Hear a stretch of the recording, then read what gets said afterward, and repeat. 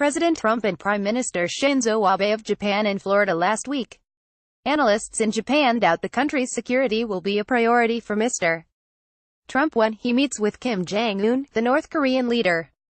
Doug Mills, The New York Times, Tokyo. Amid hurried preparations for the North Korean leader Kim Jong-un's upcoming meetings with the presidents of South Korea and the United States, even the dessert menu is making Japan nervous.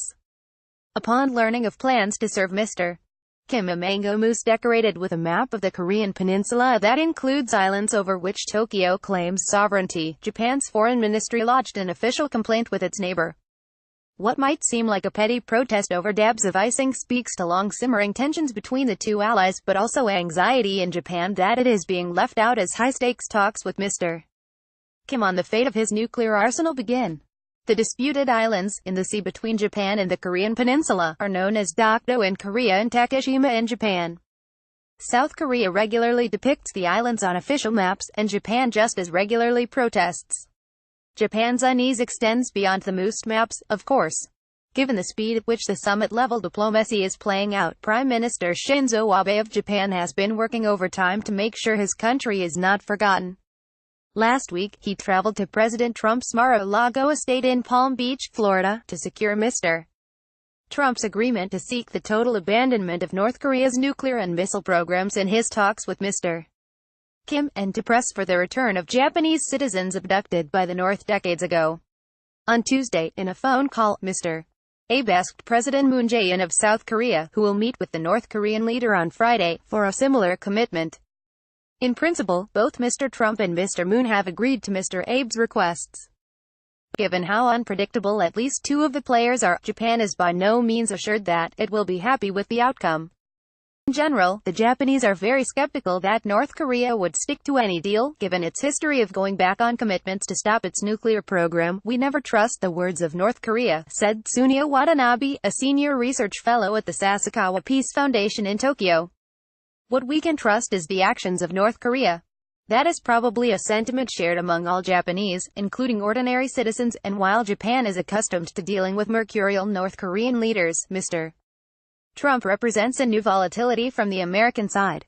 The mango mousse that prompted a complaint from Japan, it is decorated with a map of the Korean Peninsula that includes islands over which Tokyo claims sovereignty.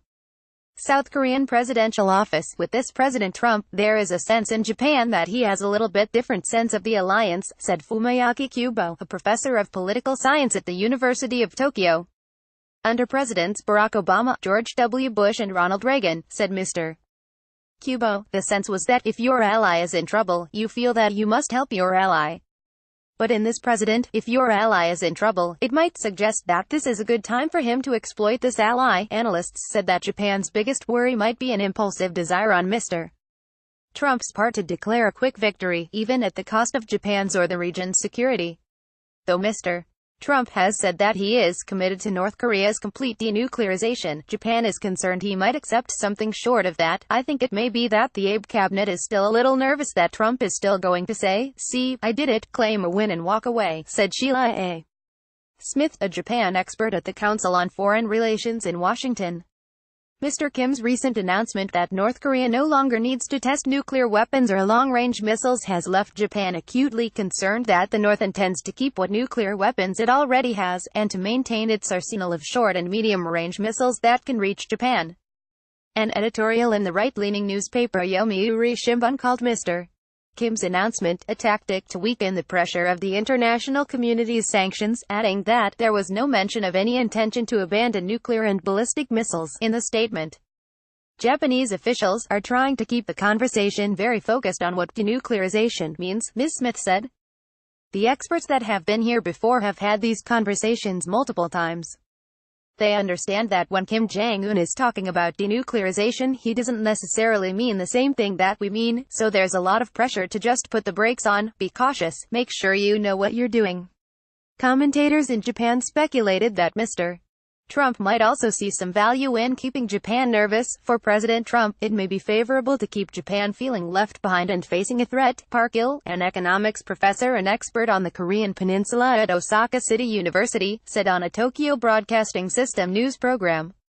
Japan will possibly have to buy more weapons for whatever price the United States sets. Besides the security concerns, the return of the Japanese citizens who were abducted by North Korea in the 1970s and 80s is a top priority of Japan and Mr.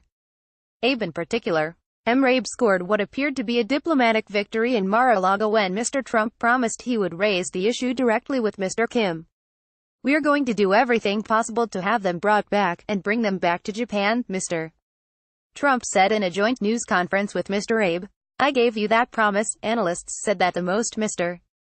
Trump could do was mention the abductees, and that it was extremely unlikely he would insist on any specific action. "You had Trump voicing and saying the words that Abe wanted him to say," said Jeffrey W. Horning, a political scientist at the Rand Corporation. A North Korean photo of one of its missile launches last year. A Japanese newspaper noted that there was no mention of any intention to abandon nuclear and ballistic missiles in a recent statement from Mr. Kim.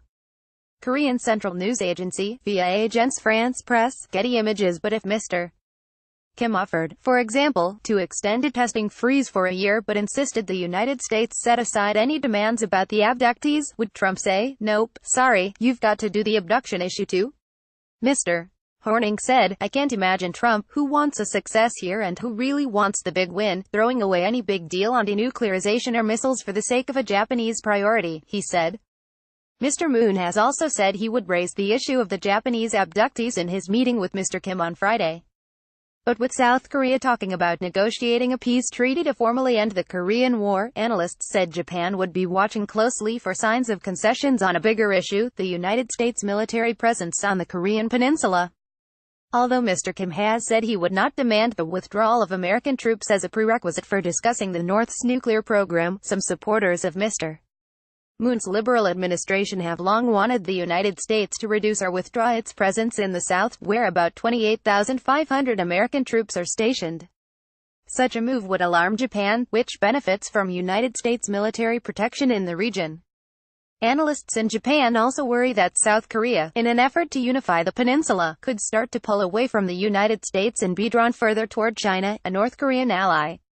If South Korea becomes a Chinese ally in the most extreme scenario, how can we defend ourselves, said Narushi Michishita, director of the Security and International Studies program at the National Graduate Institute for Policy Studies in Tokyo. "We would be put in a very, very difficult position," Mr. Michishita said. "If the Korean Peninsula gets inside the Chinese sphere of influence and there are no U.S. forces on the peninsula, life for the U.S. and Japan would be very difficult, but especially for Japan, hoping to have some say in the course of events." Japan has been seeking to set up its own summit meeting between Mr. Abe and Mr. Kim. So far, the North has not responded. Analysts said that Japan may get its moment if the North indeed comes out of isolation and starts looking for financial support to fulfill Mr.